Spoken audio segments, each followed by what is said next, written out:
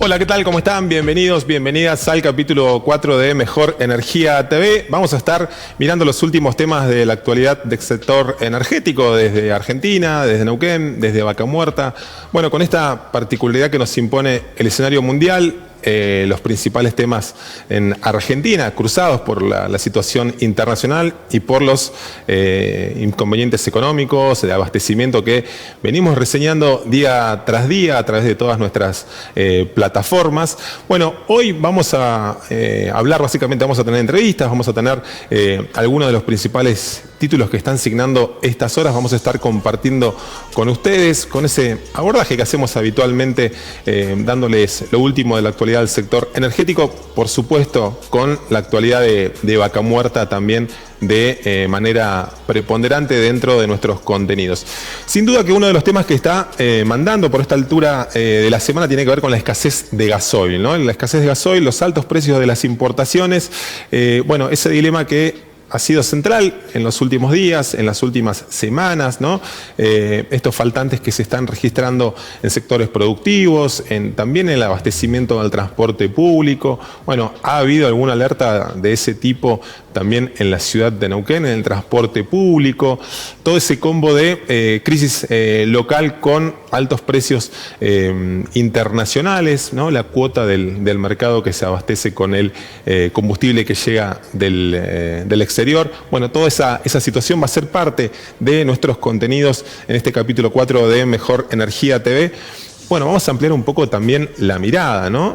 Con lo que está sucediendo en América Latina, con la suba del precio del gas, del crudo, como otra variante de todos estos dilemas que atraviesan buena parte de la industria y del sector energético global. Bueno, vamos a hacer un recorte también de lo que está sucediendo en América Latina.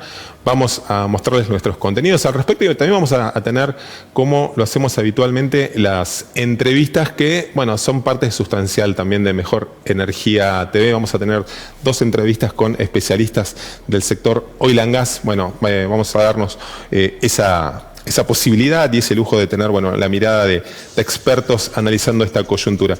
Así que, bueno, sin más, nos metemos en nuestra primera entrevista.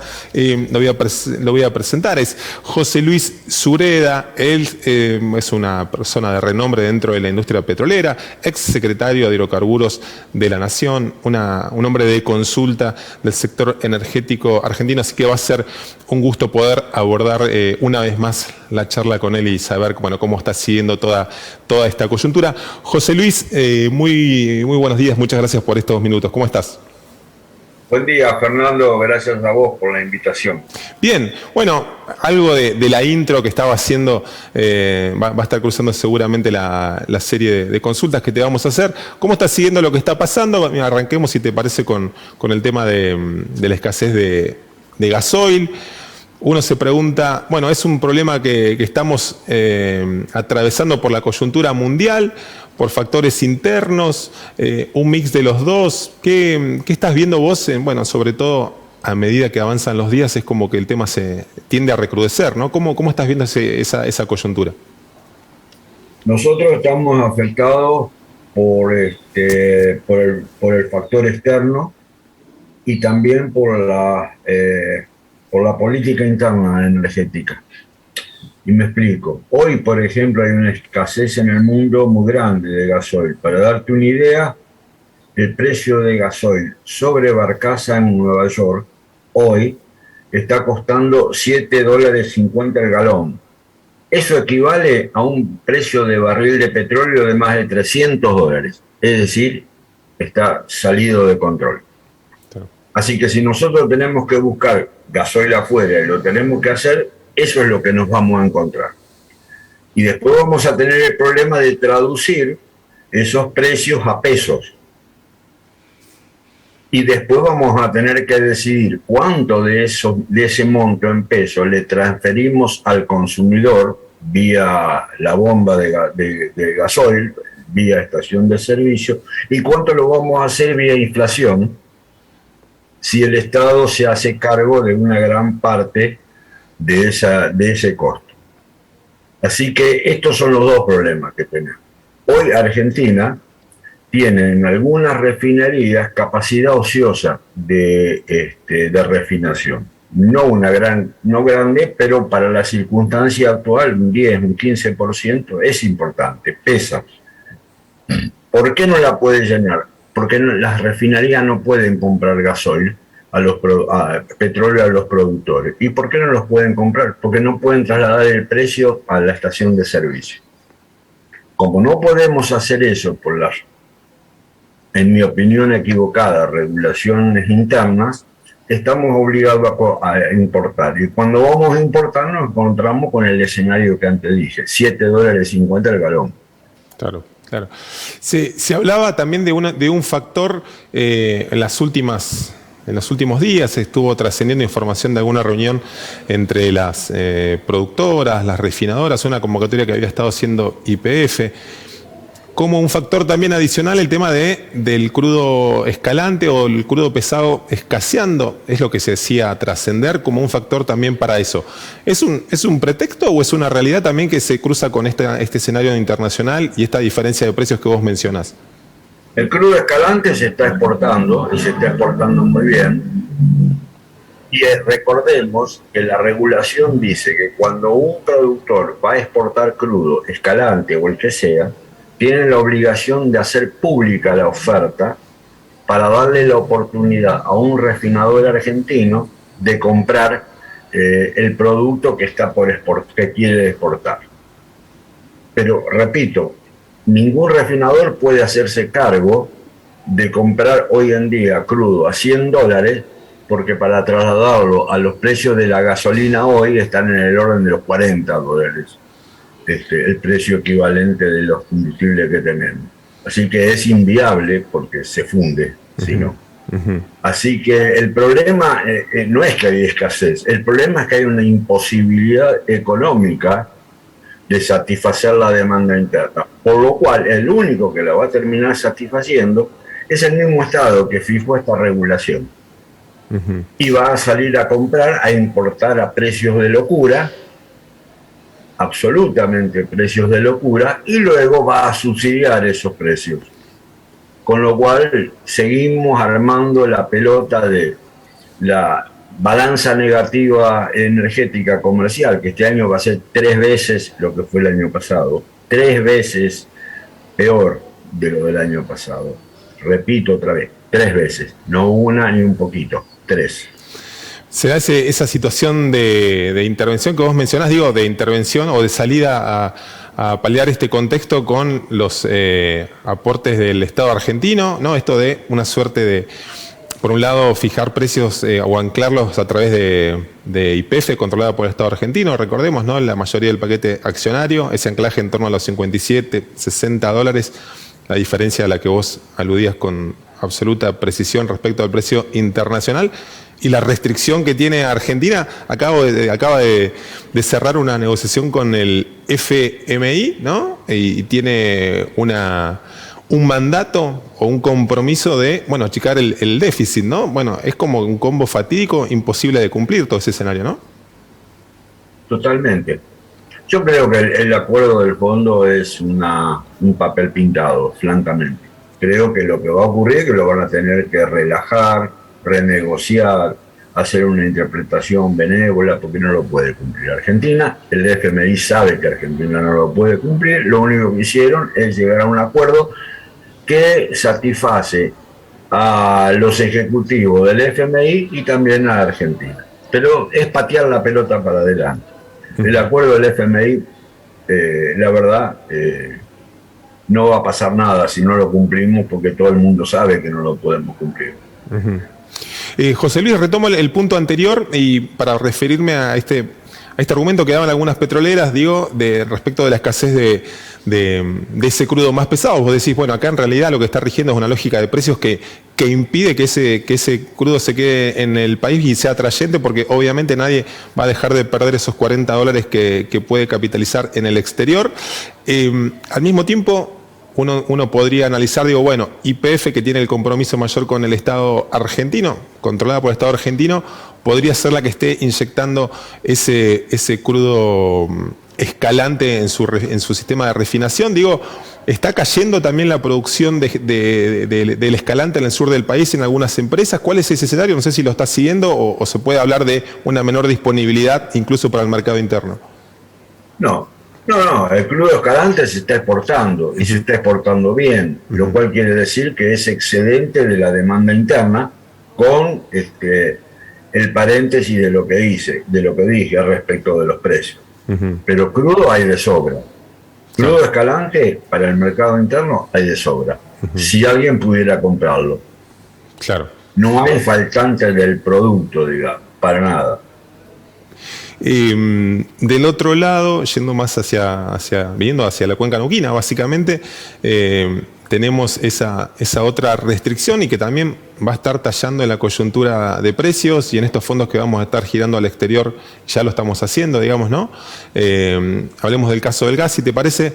Bueno, todavía en la situación del gasoducto, bueno, licitada la cañería o presentada una oferta formalizada, en principio, ese estudio que está haciendo IASA, se demoró muchísimo la obra por cuestiones macro. Sobre el final del año pasado también no está muy claro qué terminó sucediendo, que bueno, también va a ser la otra factura grande que va a estar abordando el país y parte de esa desbalance comercial, ¿no?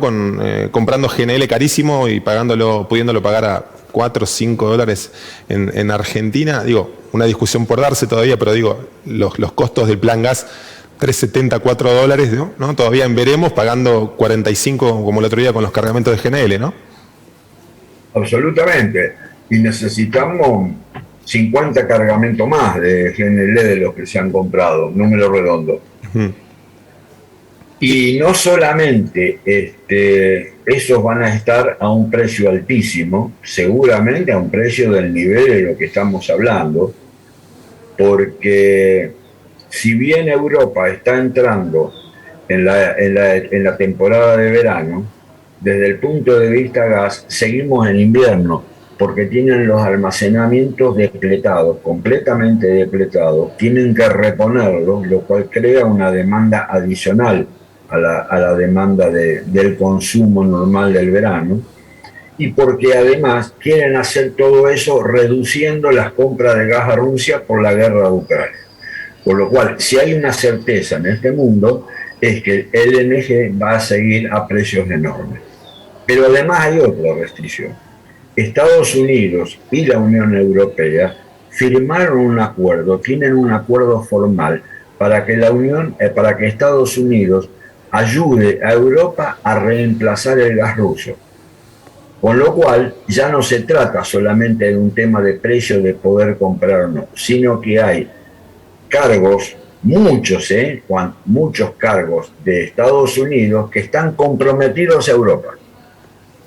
A nivel respectivos presidentes de la Unión Europea y de Estados Unidos. Por lo cual va a ser difícil conseguir los cargos.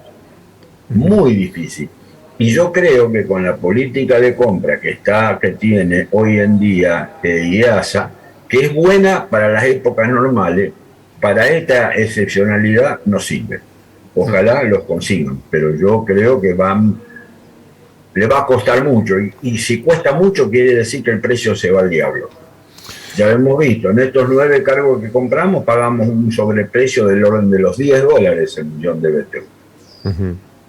Es decir, hay un tiempo también, al margen de esta coyuntura que vos mencionás, digo, de los contratos o de los acuerdos entre países, sí, que redireccionan por ahí los flujos de las comercializaciones del GNL y del gas, está el tiempo de recuperación de esa producción, digamos, ¿no? Es decir, cómo se abastece y se recuperan esas reservas y cómo se coloca una oferta mayor para cumplir con esas restricciones que le imponen a Rusia, ¿no? A ver si entendí bien lo que estás mencionando. Es así, es así. Estados Unidos está decidido, y la Unión, con el acuerdo con la Unión Europea, a reemplazar el gas ruso. Para tener una idea de la magnitud, Rusia le exporta a la Unión Europea 4 veces la producción argentina. 150 billones, miles de millones de metros cúbicos por año. 150, nosotros estamos en 45, 48. Imaginémonos la magnitud la operación que significa reemplazar, aunque sea una parte de la demanda, de la oferta rusa, mediante gas de Estados Unidos y mediante barcos. Son decenas de barcos cruzando el Atlántico, decenas de barcos cruzando el Atlántico. Y nosotros tenemos que salir a comprar a ver quién nos puede vender un barquito. Esa es la situación hoy, lamentablemente es esa. Claro, el despegue de la demanda internacional, digo, también, ¿no? Porque justo esta coyuntura que describís, por supuesto, la situación cruenta de la guerra y que plantea ese signo de interrogación grande sobre ese momento de la economía que estábamos atravesando, ¿no? La salida del peor tramo de la pandemia se da de frente también con un momento de despegue que algunas economías lo han seguido sosteniendo, por ende una mayor demanda que se mezcla con el invierno del hemisferio norte, ¿no? Y hay que relacionar el GNL con el gasoil. En la medida que el precio del gasoil se va a las nubes, vuelvo al precio del gasoil de hoy. $7.50 el galón equivalen a $53 el millón de BTU. Claro. Entonces, un tipo que genera energía en Asia dice: ¿qué compro? ¿GNL a 40 o gasoil a 53? GNL a 40. Deja de comprar gasoil y entra a comprar GNL y tracciona la demanda de GNL. La hace competir contra esa sobredemanda que tiene Europa. Es una locura. Es una verdadera guerra por conseguir los insumos. Pensaba en eso que mencionás del empuje sobre el resto de los combustibles, ¿no? Cómo está atado todo esa variación de precios. Y me iba un poquito más atrás en el último año o en los últimos 8 meses, ¿no? Ese paradigma del que ya hemos hablado en alguna charla anterior, ¿no? Esta transición acelerada o esos paradigmas o esos debates, esas discusiones de salir o apuntar a las renovables, que por supuesto hay que hacerlo. ¿Acaso hay una clave en la velocidad, ¿no? Esto de buenas a primeras grandes potencias pensando en energías renovables que no han dado el resultado, al menos en la velocidad que se ha demandado en el último año, en los últimos 2 años, ¿no? Ha sido parte de esta crisis también un poco, ¿no? Absolutamente, absolutamente. Esta crisis tiene varios componentes. Los más importantes de todos son, primero, el COVID, que hizo que disminuya mucho la actividad de exploración y producción en el mundo, por un lado. Y por otro lado, que el factor que es más importante, la permanente guerra mediática y política para que se deje de producir hidrocarburos. Solamente un detalle. En el año 2020, 2 años atrás, la Agencia Internacional de Energía sacó un trabajo diciendo que este año, en el 2022, ya no se iba a necesitar invertir nunca más $1 en petróleo. Claro. Y que en el 2026 eso iba a ocurrir también con el gas natural. Claro. Fíjense, 1 año y medio atrás, la visión que tenía la Unión Europea. Fíjese lo que es la realidad. Hay 2 hechos que quedaron marcados con esta crisis. Primero, el mundo no se banca a vivir sin energía. Número 1. Porque vivir sin energía significa aceptar disminuir drásticamente el estándar de vida. Y nadie lo quiere hacer. Y quedó claro, es más importante la seguridad energética que el bendito cambio climático. Eso está clarísimo. Los mismos países de Europa están retrocediendo sobre sus pasos y están aceptando de nuevo el LNG y el carbón. Los consumos de carbono hoy son récord. José Luis, te pido pensaba en eso que decís vos también, y digo, estamos viendo cómo Estados Unidos quema reservas estratégicas para salir a paliar también esta crisis.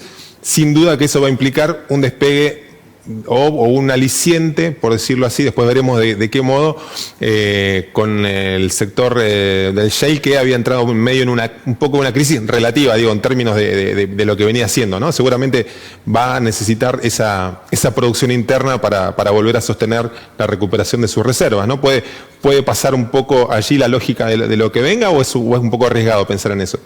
Yo creo que en Estados Unidos tienen un nivel hoy de incertidumbre política comparable al que tenemos nosotros respecto del desarrollo de los hidrocarburos. Ujú. Porque el presidente Biden dijo, el mismo día que subió, el primer día que dijo que subió, que iban a, no voy a decir destruir, pero desalentar fuertemente toda la actividad de hidrocarburos. Y los pasos que dieron desde ese día hasta hoy son los siguientes. Biden le pidió a la OPEP que aumente la producción, pero no quiere que se produzca más en Estados Unidos. Ahora dice que después dijo que le quiere comprar a Venezuela, ¿sí? Pero no en la producción de Estados Unidos.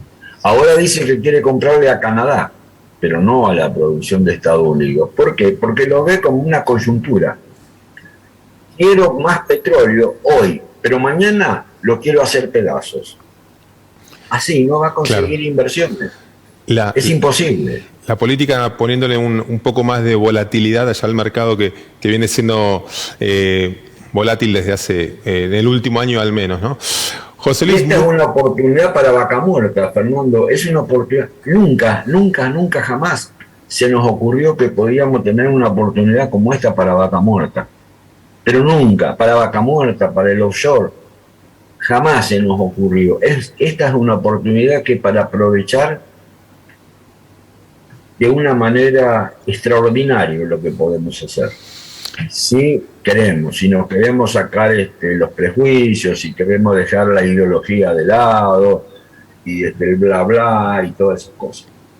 sin duda que va a ser importantísimo la infraestructura y no tanto en el gas como en el petróleo. Estamos pasando esa suerte de cuello de botella y bueno, el tema de las concesiones también dando vuelta ahí. José Luis, muchísimas, pero muchísimas gracias como siempre por la charla, por la entrevista, por estos minutos. Ojalá que pronto podamos retomar la conversación y bueno, seguir sabiendo de primera mano cómo estás viendo la actualidad del sector energético argentino. Muchísimas gracias. Gracias a vos, Fernando, que tengan un lindo día. Un abrazo, muchas gracias. Bueno, ahí escuchaban la voz de uno de los especialistas de más renombre en el sector energético argentino, un hombre que bueno, tiene esa mirada aguda, precisa respecto de la actualidad de la industria oil and gas. Bueno, hablamos un poco con José Luis Ureda respecto de él, la coyuntura mundial, la coyuntura local, bueno, ese lazo firme y ese entrecruzamiento constante de una industria tan globalizada como es la industria petrolera. Bueno, también acá en este capítulo nuevo de Mejor Energía TV.